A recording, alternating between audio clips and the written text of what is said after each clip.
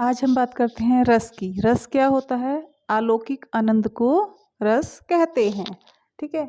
ना नाट्य शास्त्र के कर्ता जो हैं भरत मुनि जी हैं, उन्होंने 8 रस माने हैं। ठीक है। आचार्य मम्मट और आचार्य विश्वनाथ ने रसों की संख्या 9 कही है। अगर क्वेश्चन आता है कि सिंपल कि रसों की संख्या कितनी है, तो आपने रसों की संख्या 9 पे टिक करना है। वात्सल्य और भक्ति रस को भी रस मानकर रसों की संख्या 11 भी कही है। अगर पेपर में आता है वात्सल्य और भक्ति के साथ रस कितने हैं, तो आपने लिखना है 11। भरत मुनि ने कहा है, क्या कहा है? विभावानुभाव व्यभिचारित संयोगात रस निष्पत्ति। विभाव और अनुभाव व्यभिचारी, ये 3 गुण होते हैं। विभाव, अनुभाव और व्यभिचारी, इनके संयोग से रस की उत्पत्ति होती है। विभाव और अनुभाव में यहाँ दीर्घ संधि हुई है और संयोगात रस, संयोग और रस में व्यंजन संधि हुई है यहाँ पे। ठीक है। अब हम बात करते हैं रस की और उनमें पाए जाने वाले स्थायी भाव की। ठीक है। श्रृंगार रस होता है, उसमें स्थायी भाव कौन सा पाया जाता है? इसमें स्थायी भाव रति। ठीक है। विरह वो होता है इसमें रति। करुण रस में क्या होता है? शोक। ठीक है। करुण रस में शोक। शांत रस निर्वेद। ठीक है। रौद्र में क्रोध। रुद्र जैसे शिव जी बोलते हैं रुद्र अवतार, तो वो क्रोध का अवतार होता है उनका। वीर रस में उत्साह। हास्य में हास। भयानक रस भयावह। जुगुप्सा में विभीत रस। अद्भुत में विस्मय। वात्सल्य में वत्सलता। भक्ति रस में भगवद गीता विषयक अनुराग। भगवद विषयक अनुराग, उसमें आलीन होना। ठीक है। अब हम श्रृंगार रस के बारे में बात करते हैं डिटेल में। ठीक है। श्रृंगार रस क्या होता है? श्रृंगार रस में कौन सा स्थायी भाव पाया जाता है? इसमें रति पाया जाता है। क्या होता है श्रृंगार रस? जिसमें कि नायक और नायिका के सौंदर्य का, उनके प्रेम संबंधों का वर्णन होता है। ठीक है। इसमें क्या होता है? वर्णन होता है नायक नायिका का, उसमें उनके मिलन का और उनके वियोग का वर्णन किया जाता है। ठीक है। संयोग में क्या होता है? नायक नायिका का मिलन संबंधी जो विवरण किया जाता है वो श्रृंगार रस के अंतर्गत आता है। और वियोग में जैसे उनका विरह का, ठीक है, वो भी स्थायी भाव के वो भी श्रृंगार रस के अंतर्गत आता है। इसका स्थायी भाव क्या है? रति। रति मतलब लिप्त होना किसी चीज में। ठीक है। करुण रस दूसरा है हमारा करुण रस, इसका स्थायी भाव है शोक। करुणा का भाव क्या होता है? शोक। किसी वस्तु, प्रिय वस्तु, व्यक्ति के प्रति अनिष्ट की आशंका की, उसका कुछ बुरा होने वाला है। ठीक है। वस्तु नष्ट होने वाली है, तो उसके प्रति जब हमारे मन में शंका उत्पन्न होती है तो हमारा मन जो होता है शोकाकुल हो जाता है। जैसे कि किसी की मृत्यु, कोई बीमार है तो हम दुखी हो जाते हैं। तो ठीक है, इसका क्या होता है? करुण रस का स्थायी भाव शोक होता है। ठीक है। इसके बाद हम करते हैं शांत रस। शांत रस क्या होता है?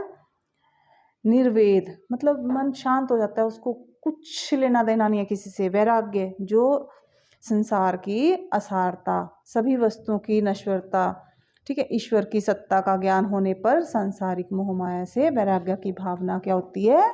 जहाँ होती है वहाँ कौन सा रस होता है? वहाँ पे शांत रस होता है। ठीक है। आपने देखा होगा, बोलते हैं ये बहुत शांत है व्यक्ति। ठीक है। जो महात्मा लोग होते हैं वहाँ पे जाके आपको शांति मिलती है, तो वहाँ पे शांत रस होता है। उनको किसी चीज़ से लेना देना, सांसारिक वस्तुओं में उनकी आसक्ति खत्म हो जाती है। तो वहाँ पे कौन सा स्थायी भाव होता है? निर्वेद। ठीक है। वो किसी से झगड़ा झुगड़ा कुछ नहीं करते। ठीक है। इसके बाद हमारा अगला है रस रौद्र रस। रौद्र रस में क्या होता है? क्रोध इसका स्थायी भाव है। क्या इसका स्थायी भाव? क्रोध। ठीक है। शत्रु पक्ष, अत्याचारी के अत्याचार, ठीक है, गुरुजनों और आत्मीयजनों जिनसे हम प्यार करते हैं, उनकी निंदा सुन के हमें क्या आता है? हमारे मन में गुस्सा आता है। ठीक है। वहाँ पे कौन सा रस होता है? रौद्र रस। ठीक है। अगर कोई निंदा कर रहा होता है हमारे अपनों की, तो भी हमें क्रोध आता है, गुस्सा आता है हमें। तो ये स्थायी भाव होता है किसका? रौद्र रस का।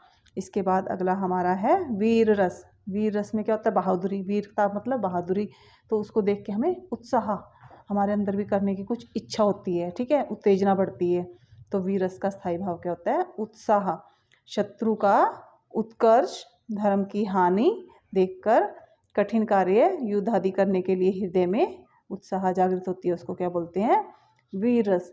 ठीक है, जब हम देखते हैं कि हाँ ये शत्रु हमारा ऐसे ऐसे कर रहा है ना, तो हम भी करेंगे। कहीं धन की हानि, हमारे धर्म की हानि हो रही है कि ये नष्ट करें, ठीक है, कहीं पे लड़ाई हो रही है, तो हमारे अंदर भी उसको देख के आता है कि हाँ हमें भी कुछ करना चाहिए, हाँ ये हमारे साथ ऐसा हो रहा है, तो हमें आगे, जैसे युद्ध में क्या होता है? वीर रस होता है युद्ध में, ठीक है, तो वहाँ पे उत्साह उसका स्थायी भाव होता है। इसके बाद हमारा है हास्य रस। हास्य से सिंपल से समझ आ रहा है कि हंसी, हंसना, ठीक है, तो इसका हमारा स्थायी भाव होता है हास। किसी की विचित्र वेशभूषा, हमें कभी हंसी आती है जब हम किसी की अजीब सी कपड़े देखते हैं, वो अजीब सी बात, जैसे अभी कॉमेडी आती है, कॉमेडी सर्कस में वो विचित्र बातें करता है, ठीक है, चेष्टाएं करता, एक्टिंग करते हैं ना, तो उनको देखकर हृदय में जो विनोद या हंसी का भाव उत्पन्न होता है उसको क्या बोलते हैं? हास्य रस। और इसका स्थायी भाव क्या है? हास। इसके बाद हमारा है अगला भयानक रस। भयानक मतलब डर, तो भयानक रस का स्थायी भाव क्या होता है? भाव, भय, ठीक है। इसमें क्या होता है? किसी भयानक वस्तु, प्राणी या दृश्य को देखकर मन में जो व्याकुलता उत्पन्न होती है उसे क्या कहते हैं? भय, ठीक है। तो भयानक रस, जैसे हम जाते हैं कि वहाँ पे हॉरर शो देखते हैं, ठीक है, या फिर रात को अपनी परछाई देख के, अंधेरों को देख के हम डर जाते हैं, तो वहाँ पे कौन सा रस होता है? भयानक रस होता है, और वहाँ पे भय स्थायी भाव होता है। इसके बाद हमारा है विभीत्स रस। विभीत्स रस क्या होता है? घृणा, ठीक है, जुगुप्सा। इसका स्थायी भाव क्या होता है? जुगुप्सा। उसको क्या बोलते हैं? घृणा, नफरत होती है जैसे, ठीक है, घृणित वस्तुओं को देख के अथवा उनके विषय में सुनकर हृदय में घृणा या जुगुप्सा उत्पन्न होती है, उसको क्या बोलते हैं? विभीत्स रस, ठीक है। विभीत्स क्या होता है? घृणा। जैसे हम किसी को देख, छी गंदा, ऐसे हमारे अंदर से आती है। किसी भी, जैसे कुछ लोग जो नॉन वेज नहीं खाते, वो नॉन वेज को देख के, मरे हुए खून वगैरह को देख के उनको विभित्सा का, विभित्स रस वहाँ पे होता है, और उनको जुगुप्सा का भाव उत्पन्न होता है। वहाँ पे स्थायी भाव क्या होता है? जुगुप्सा होता है। इसके बाद होता है अद्भुत। अद्भुत करता है आश्चर्य, ठीक है। अद्भुत रस कहाँ होता है? जैसे विस्मय, हमें किस चीज़ को देख के आश्चर्य हो जाता है, ये कैसे हो गया, ठीक है। तो विचित्र और आश्चर्यजनक वस्तु अथवा घटना को देखकर हृदय में कौतूहल या आश्चर्य का भाव होता है, जो उसको क्या बोलते हैं? अद्भुत रस। अद्भुत रस। उसका स्थायी भाव क्या होता है? विस्मय। इसके बाद होता है हमारा वात्सल्य रस। वात्सल्य रस कहाँ होता है? जहाँ पे प्रेम होता है, वत्सलता होती है, जैसे माँ का बच्चे के प्रति, गाय का बछड़े के प्रति, ठीक है, और एक टीचर का शिष्य के प्रति, एक जो डॉक्टर होता है वो अपने पेशेंट को लेके, उनके अंदर वात्सल्य का भाव रहता है।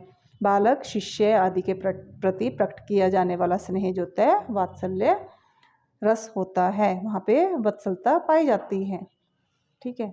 इसके बाद हमारा अगला है लास्ट भक्ति रस। भक्ति रस क्या होता है?